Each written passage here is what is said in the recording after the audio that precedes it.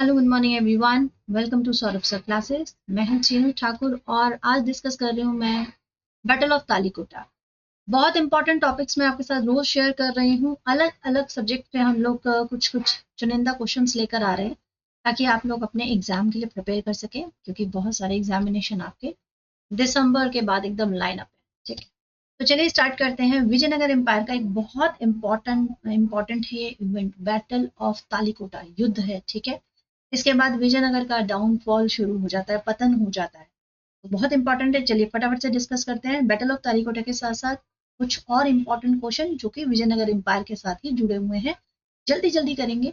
ठीक है, चलिए स्टार्ट करें।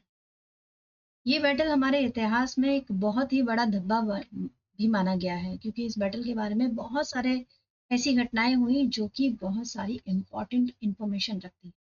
ठीक है, तो विजयनगर एम्पायर और बैटल ऑफ तालिकोटा, इसके बारे में जानने के लिए पहले ये मैप में समझिए कि ये 5 जो आपको कलरफुल नजर आ रहे हैं, बिदर, बिरार, अहमदनगर, बीजापुर, गोलकुंडा, ये 5 डेक्कन स्टेट थी जो कि विजयनगर के पड़ोसी थी। बहुत समय से इनमें आपस में जो रिलेशनशिप थे, कभी बैटल झगड़े होते थे, फिर किसी से नहीं होता था, तो एक मतलब अलग से ही रिलेशन चल रहा था। ऐसा तो कभी नहीं हुआ था कि इन सब ने मिलकर विजयनगर पर धावा बोल दिया हो। तो ऐसा क्या हुआ था वो थोड़ा समझना होगा।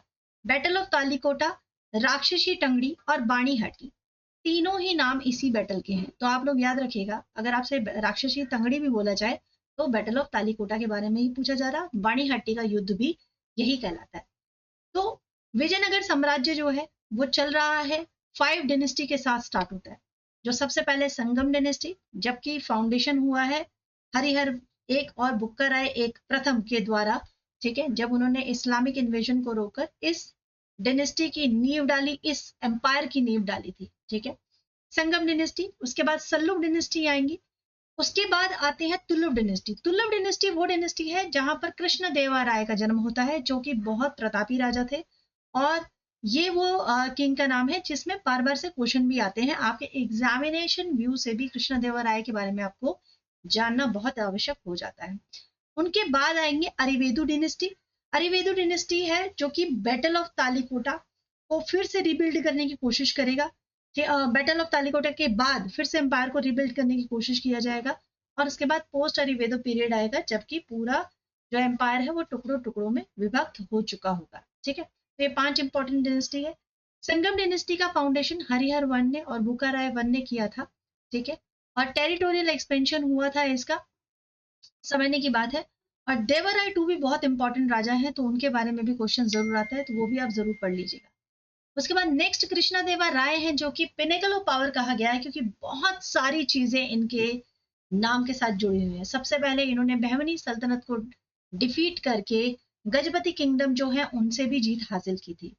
अगर कहा जाए लिटरेचर में तो अमुक्त मालेदा इनका बहुत ही इंपॉर्टेंट किताब है। इसके अलावा इन्होंने और भी बहुत सारे पोएट्स को, स्कॉलर को पैट्रोनेज किया हुआ था।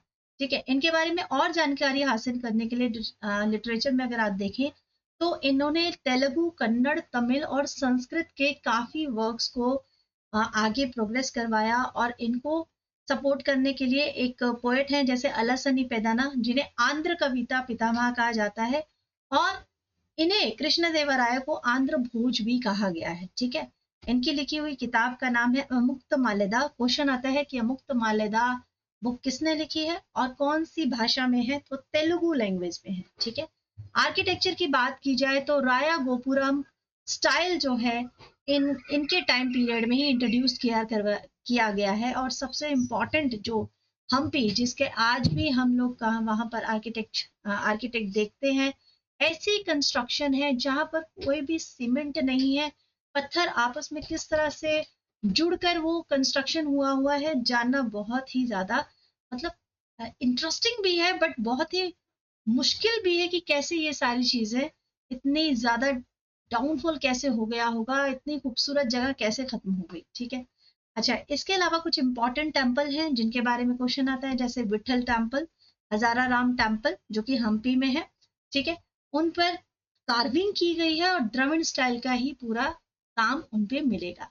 एडमिनिस्ट्रेशन की बात की जाए तो सेंट्रलाइज्ड एडमिनिस्ट्रेशन था देवराय जी का। इन्होंने कैनल भी बनवाई जो तुंगभद्रा रिवर पे थी, और एक सिस्टम था नयनकारा सिस्टम, ठीक है, ध्यान रखिएगा। नयनकारा सिस्टम ये लगभग वो सिस्टम है जो कि अकबर के टाइम पीरियड में आपको जमींदारी सिस्टम में दिखाई देता है, ठीक है, नयनकारा सिस्टम।